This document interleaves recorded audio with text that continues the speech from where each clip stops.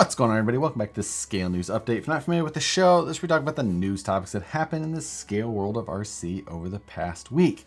It's been another super busy week, ton of topics to get into. Hit the like button first so you don't forget later, and let's jump into this week's topics. First for this week, Deluxe Fab just released a new transmission. This is the OD3.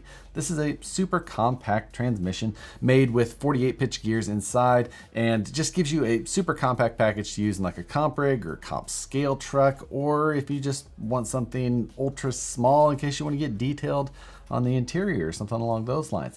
Now, this does have overdrive built in. A lot of the other very small transmissions that Deluxe Fab offers don't have overdrive built in. This one does though. So this is made to work with straight axles. It's got an adequate reduction to be able to handle that. It's got about an 18% overdrive inside of the transmission itself. Currently, it comes in one configuration with the motor facing forward being on the left side, but they say that a motor facing forward but on the right side is coming soon also. But then there's another one. This one is from Super Shafty and TGH. This is a collaboration, and this is their new F6 transmission. This is another compact transmission design, and this one, similar to the Stealth X, has two sets of gears inside of the transmission to achieve that overdrive design. Now, this one is designed to be flexible in the way that you can change out those gear sets to achieve different levels or no overdrive overall if that's what you're after. It's also designed to be able to be mirrored around, so you can design it with the motor facing forward on one side or mirror it around so that it faces the other way, all with the parts that come with it. Now, I believe you could also pair this with the forward motor mount type designs if you like. One nice thing is that this does have the traditional 3-gear transmission mounting pattern on the bottom of the case. Now, the photos of this thing on its own don't really show how compact of a transmission it is, but if you look at the details and the specs, it is very small. But if you thought that was the only transmission stories, we got another one. Artful Dodgers has just released their V2 version of their Stealth X transmission mount with skid plate.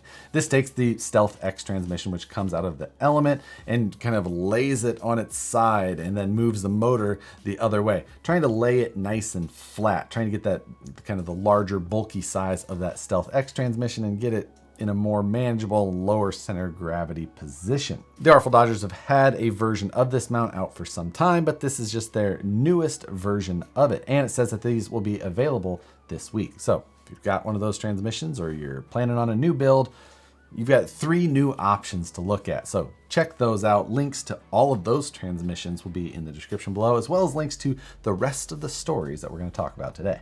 Next, this is the Montec Patrol, a new body release from Montec. We don't hear from them very often, and I don't want to.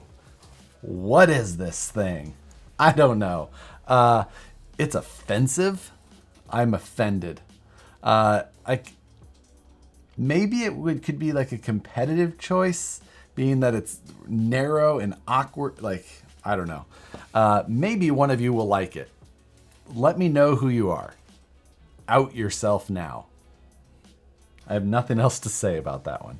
And then another Nissan Patrol body. This one is coming from A Plastics.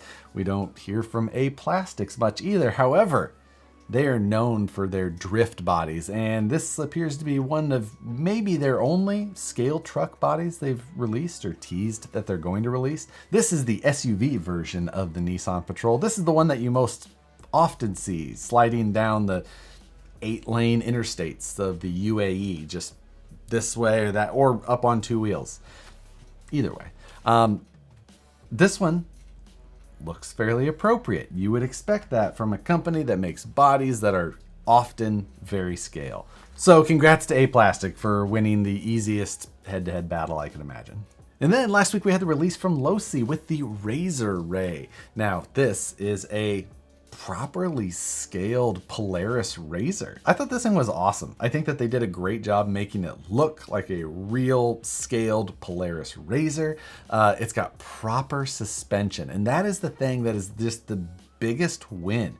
Normally you see companies put out some sort of scale replica of a side-by-side like Axial did with the 18th scale Yeti Jr. with the Can-Am body on it, but it had a solid rear axle. It's just not the right suspension type. And not only did Losi go with an independent suspension in the rear, but they did a proper trailing arm with radius rod. Like, they did a fantastic job. I think that was the best part of the release.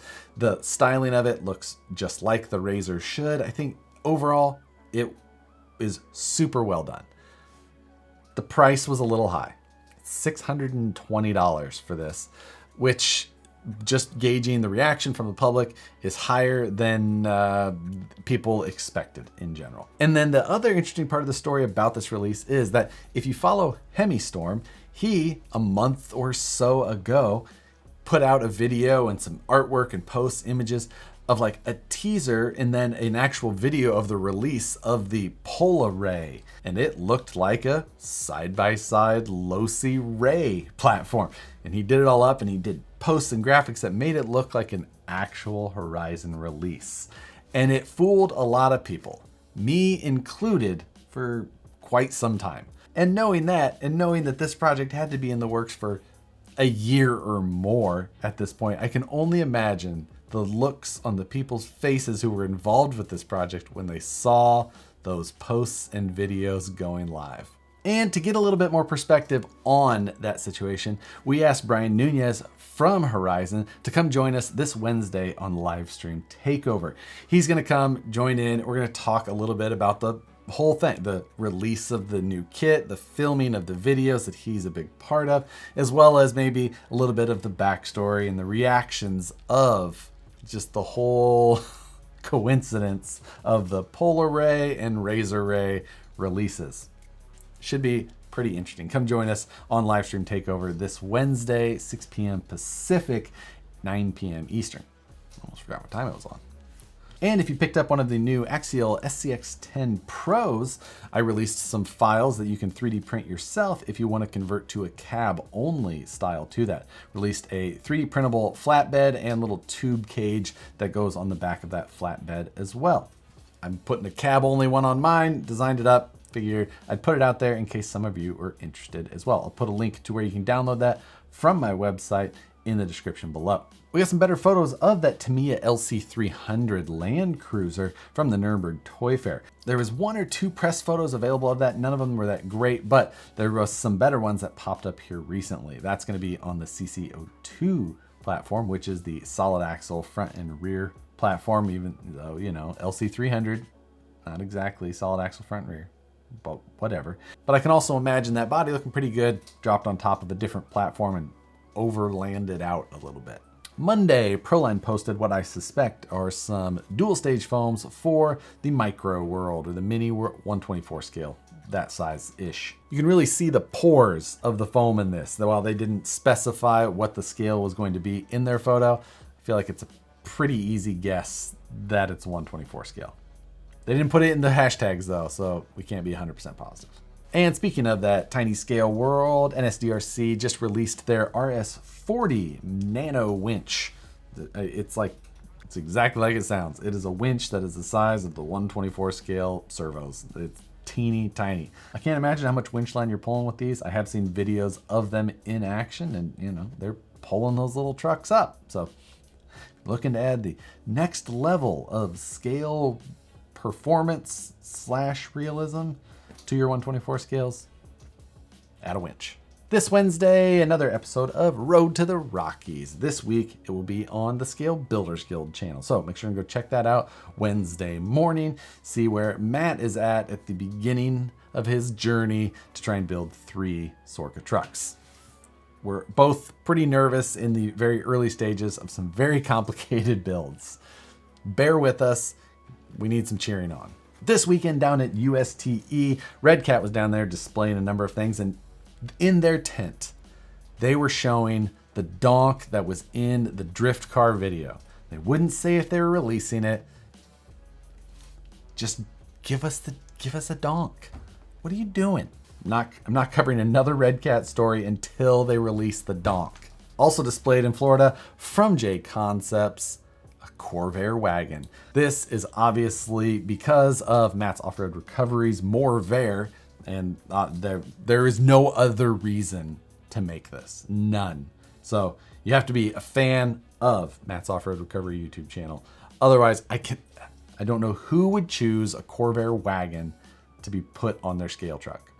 Can't imagine another reason why. Beyond that, I can't imagine somebody saying, I know what body we need to make for scale trucks next. I don't know how you try and make it cool. Besides that,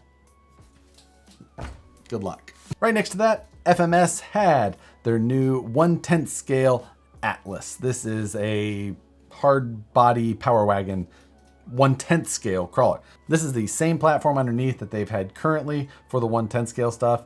If you look real close, you can probably see some scars from where they ripped off the Michigan bodies. No news on that side of things yet. Still missing.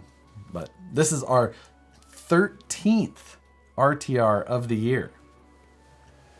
We're getting up there. And then Traxxas released their new High Country 1979 Ford F-150 Ranger. This, the 14th RTR of the year. This is the same as the previous High Country, basically lifted, 2.2 wheels, larger tires. Other than that, it's the TRX4 that we all know underneath of that. The body looks fantastic, available in some great colors, blue, brown, which actually still looks pretty good, and I believe black. The wheels on this one do look great. They're that old school kidney bean style. Just overall, this one is a super clean looking release. Really like this one. Then, a bit of a personal note, but our friend John over at Holmes Hobbies was in a bit of a nasty car crash. He got hit by somebody running a red light, actually flipped his car over. He was able to walk away without any broken bones or anything like that, but he's in a bit of a recovery. So you probably don't need to send emails and messages, as that can clog up and probably put him further behind than he may already be during his recovery. But put some positive energy out there for him. Wish him well. Glad he was able to walk away from that. Scary, scary stuff. Last week I asked you guys what your most prized RC possession was. Some of you guys have some super old collection stuff. Your first RC that you got in the 80s. All the way up to guys who just recently got into it and have found some trucks that they absolutely love, as well as some really interesting pieces that some people have collected over the years. But for this week, I want to throw out a new question to you guys. If you could get one RC item for free, what would it be? Any one RC item, don't say a Ripper. But with that, thanks as always for watching the Scale News Update. Hit the like button if you enjoyed it. Subscribe if you're not already. Hit the notification bell so you see the videos as soon as they get uploaded. Again, thanks for watching every Tuesday. We'll see you on the next one.